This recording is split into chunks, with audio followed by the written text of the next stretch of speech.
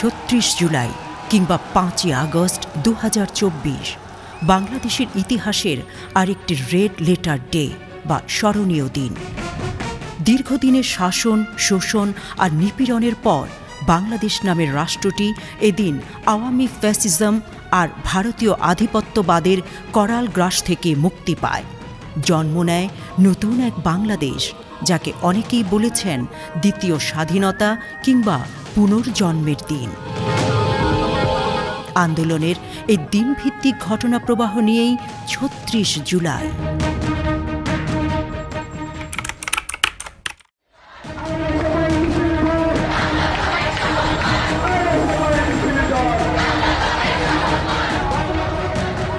ইতিহাস সাক্ষ্য দেয়, মানুষের একতাবদ্ধ হওয়া সহ্য করতে পারে না কোনো ফ্যাসিস্ট সরকারই।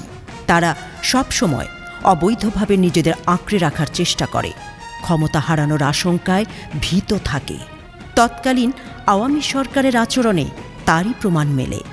আর এ কারণেই সরকারি চাকরিতে কোটা পদ্ধতির সংস্কার দাবিতে আন্দোলনের শুরু থেকে শিক্ষার্থীদের ভয় দেখিয়ে অংশগ্রহণ করা থেকে বিরত রাখার চেষ্টা করা হয়।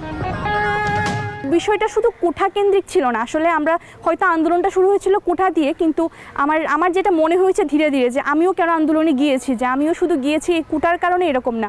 বিভিন্নভাবে যে আপনার অপারেশন হচ্ছে, কেউ কিছু বলতে গেলেও সে স্বাধীনভাবে কিছু বলতে পারে না, তাকে অপ্রেস করা হয়। কেউ একটু দ্বিমত পোষণ করলেও, আমাকে একটা ফেসবুকে একটা পোস্ট করলে হচ্ছে আমাকে ভাবতে হয় যে আমি যে মত প্রকাশ করছি এই মতের বাহিরে তারা এই পোস্টটাকে কীভাবে নিবে, আমার উপরে কোনো ওই সোশ্যাল প্ল্যাটফর্ম থেকে ব্যক্তিগতভাবে আমার উপর কোনো অ্যাটাক আসবে কিনা, যে ওই পোস্টটা আমি ফেসবুকে দিয়েছি, দেখা গেল যে আমি যখন রাস্তায় বেরোলাম তখন ওই পোস্টের কারণে আমার আক্রমণের শিকার হতে হচ্ছে। তো ওই বিষয়গুলো, তো সবাই এই বিষয়গুলো এখন বর্তমানে ম্যাক্সিমাম মানুষ সোশ্যাল মিডিয়াতে, যারা স্টুডেন্ট আমরা হায়ার এডুকেশনে আছি সবাই সোশ্যাল মিডিয়া ইউজ করে। সো সবাই এই বিষয়গুলোতে ভিকটিম। সো ওই বিষয়গুলো আমার মনে হয় যে সবাইকে অনেক বেশি প্রভাবিত করেছে। শুরুতে ছাত্রলীগ দিয়ে ঢাকা বিশ্ববিদ্যালয়ের শিক্ষার্থীদের হলে তালাবদ্ধ করে রাখার অপচেষ্টা হয়। তাতেও কাজ না হওয়ায় বিভিন্ন স্থানে আন্দোলনরত শিক্ষার্থীদের উপর হামলা করানো হয়। এসব অপকৌশল শুধু যে ব্যর্থ হয় তাই নয়, উল্টো তা শিক্ষার্থীদের আরও বেশি বিক্ষুব্ধ করে তোলে। এরই ধারাবাহিকতায় সরাসরি পুলিশকে ব্যবহার করে আন্দোলনরত শিক্ষার্থীদের বিরুদ্ধে পুলিশের উপর আক্রমণ ও যানবাহন ভাঙচুরের অভিযোগে রাজধানীর শাহবাগ থানায় মামলা করা হয়। শাহবাগে পুলিশের ব্যারিকেড ভেঙে শিক্ষার্থীদের অবস্থান নেয়াকে অজুহাত হিসেবে দেখানো হয়। আওয়ামী ফ্যাসিবাদের দোসররাও এই দিন সরব হয়ে ওঠে। বিভিন্ন মাধ্যমে তারা পরামর্শ দিতে থাকে যে এখন আন্দোলন থামিয়ে শিক্ষার্থীদের ক্লাসে ফেরা উচিত। বাংলাদেশের ছাত্র সমাজের সাথে তাদের যে পূর্বতন অঙ্গীকার, যে বাংলাদেশের সরকারি চাকুরিতে কোটা, সেই কোটা যে এর আগে একটা আন্দোলনের পরিপ্রেক্ষিতে বাতিল করা হয়েছিল, বাংলাদেশের আদালতকে ব্যবহার করে, আইনাঙ্গনকে আপনারা জানেন যে দীর্ঘদিন ধরে বাংলাদেশে তারা বিচার ব্যবস্থাটাকেও একটা দলীয়করণ করেছিল এবং বিচার ব্যবস্থাকে তারা ব্যবহার করে অনেক অগণতান্ত্রিক কাজও তারা করেছেন এবং সেই কাজগুলোর বৈধতা দেওয়ার চেষ্টা করেছেন। সর্বশেষ এই যে কোটা ব্যবস্থাটি আদালতের নির্দেশে বাতিল হওয়ার পর ছাত্র সমাজের মধ্যে যে প্রতিক্রিয়া তৈরি হয় এবং সেই প্রতিক্রিয়ার পরিপ্রেক্ষিতেই তারা একটা কোটা বিরোধী আন্দোলন আবার বাংলাদেশে গড়ে তোলে। অধিকার আদায়ে ঐক্যবদ্ধ বৈষম্য বিরোধী ছাত্র আন্দোলনের যুবরা 24 ঘণ্টার মধ্যে পুলিশের মামলা প্রত্যাহার এবং কোটা বৈষম্য নিরসনে সংসদে আইন পাশের লক্ষ্যে জরুরি অধিবেশন আহ্বানের দাবিতে নতুন কর্মসূচি ঘোষণা করেন।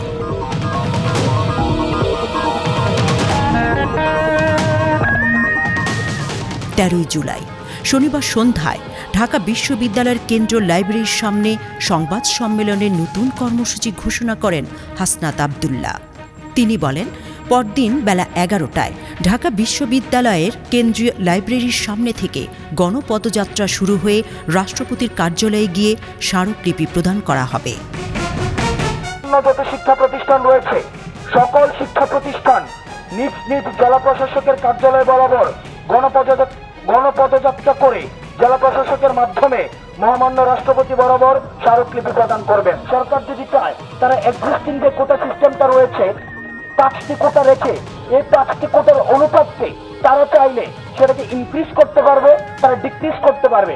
সমস্যাটিকে আপনারা ঝুলিয়ে রাখবেন না, আপনারা আমাদেরকে রাস্তায় রাখবেন না, আমরা টেবিলে ফিরতে চাই। এটি একটি constructive, comprehensive and logical solution আমরা চাই অ্যাজ সুন অ্যাজ পসিবল। গণপদযাত্রায় ঢাকা বিশ্ববিদ্যালয়, জগন্নাথ বিশ্ববিদ্যালয়, Dhaka college, Eden college, Nazrul Islam college, Titumir college, Badrunnesa সরকারি কলেজ সহ রাজধানীর বিভিন্ন শিক্ষা প্রতিষ্ঠানের শিক্ষার্থীরা অংশগ্রহণ করবেন বলেও জানানো হয়। আর অন্যান্য শিক্ষা প্রতিষ্ঠান নিজ নিজ পদযাত্রা নিয়ে একই দাবিতে জেলা প্রশাসকের মাধ্যমে রাষ্ট্রপতি বরাবর স্মারকলিপি দেবে। হাসনাত আবদুল্লাহ বলেন, চলমান বাংলা ব্লকেট কর্মসূচিকে জনভোগান্তির কারণ হিসেবে দেখানোর চেষ্টা হচ্ছে। আমরা বলতে চাই, যদি প্রসব যন্ত্রণা সহ্য করতে না পারেন তাহলে একটি সন্তান বিবর্জিত পৃথিবী হবে। সুতরাং সুন্দর পৃথিবীর জন্য সাময়িক যন্ত্রণা সহ্য করতে হবে। মামলা বিষয়ে সমন্বয়ক নাহিদ ইসলাম বলেন, পুলিশের দায়িত্বশীল কর্মকর্তা বলেছিলেন কোনো ধরনের ক্ষতি হয়নি, তাহলে হঠাৎ অজ্ঞাত আসামি করে মামলা দেয়া হলো কেন? সে বিষয়ে আমরা জবাবদিহি চাইছি। ছাত্র সমাজকে এরকম মামলা হামলার ভয় দেখিয়ে লাভ হবে না বলেও সাফ জানিয়ে দেন নাহিদ ইসলাম। ছাত্র সমাজকে এই ধরনের মামলা হামলা দিয়ে কোনো ধরনের ভয় দেখিয়ে লাভ হবে না। আমরা আগামী 24 ঘন্টার মধ্যে এই মামলা প্রত্যাহারের দাবি জানাচ্ছি। রকেট কর্মসূচিতে বিভিন্ন জায়গায় হামলার সাথে জড়িত ছিলেন তাদেরকে আগামী 24 ঘন্টার মধ্যে বিচারের আওতায় আনতে হবে।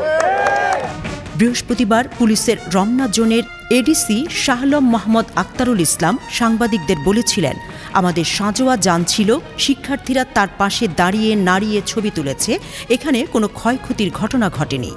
অথচ এর পরের দিনই সরকারি কাজে বাঁধা পুলিশ সদস্যদের উপর আঘাত ও যানবাহনের ক্ষতি করার অভিযোগে মামলা দায়ের করা হয়। এতে আসামির সংখ্যা ও নাম পরিচয় উল্লেখ করা হয়নি। এজাহারে বলা হয়, বৃহস্পতিবার বিকেল 3:30টার দিকে বৈষম্য বিরোধী ছাত্র আন্দোলনের পূর্ব ঘোষিত কর্মসূচি ছিল। সেজন্য ঢাকা বিশ্ববিদ্যালয়ের কেন্দ্রীয় লাইব্রেরির সামনে অজ্ঞাতনামা ছাত্ররা জড়ো হয়ে বিভিন্ন হল ঘুরে বিকেল 4:40 দিকে শাহবাগ মোড়ের দিকে আসে। এক পর্যায়ে তারা শাহবাগ মোড় অতিক্রম করে পুলিশের ব্যারিকেড ভেঙে ফেলে এবং সরকারি দায়িত্ব পালনে বাধা দেয়। কর্তব্যরত পুলিশ সদস্যদের সঙ্গে ধাক্কাধাক্কি ও এলোপাথারি মারধর করে। এজাহারে আরও বলা হয়, সেদিন দুটি যানের প্রায় 5 লাখ টাকার ক্ষতি হয়।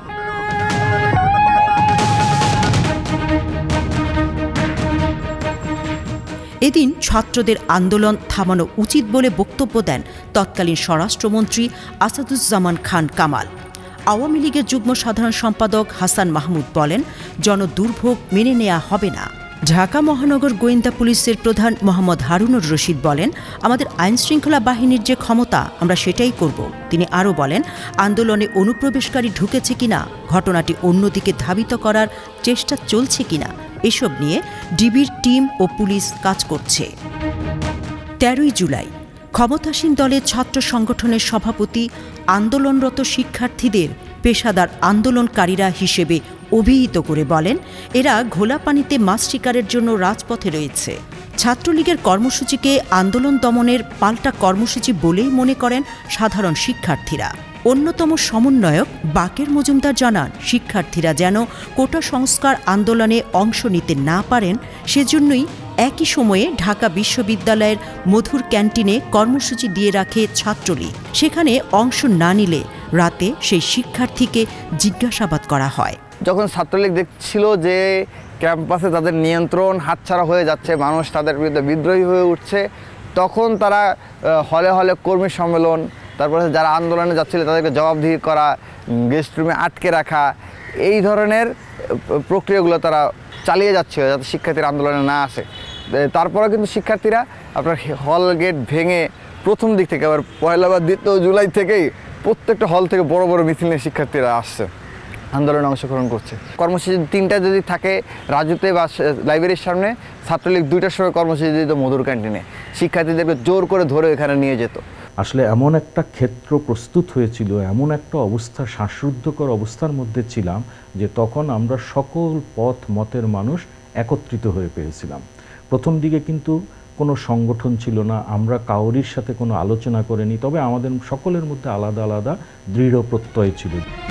ঢাকা বিশ্ববিদ্যালয়ের পাশাপাশি জগন্নাথ বিশ্ববিদ্যালয় সহ দেশের বিভিন্ন শিক্ষা প্রতিষ্ঠানের প্রশাসনের বিরুদ্ধে আন্দোলনে অংশ নিতে বাধা দেওয়ার অভিযোগ ওঠে। এদিন দুপুরে জগন্নাথ বিশ্ববিদ্যালয়ে কোটা সংস্কার আন্দোলনের নেতৃত্বে যাঁরা ছিলেন তাদের সঙ্গে দেখা করেন বিশ্ববিদ্যালয়ের প্রক্টর মোহাম্মদ জাহাঙ্গীর হোসেন। দুপুরে প্রক্টরের সঙ্গে দেখা করার পর কোটা সংস্কারের আন্দোলন থেকে সরে দাঁড়ান সেখানকার নেতারা। তবে অন্য শিক্ষার্থীরা ক্যাম্পাসে জড়ো হওয়া শুরু করলে মূল ফটকে তালা লাগিয়ে দেয় বিশ্ববিদ্যালয় প্রশাসন। এ সময় প্রশাসনের পক্ষে বিশ্ববিদ্যালয় থেকে শিক্ষার্থীদের বের হতে নিষেধ করা হয়।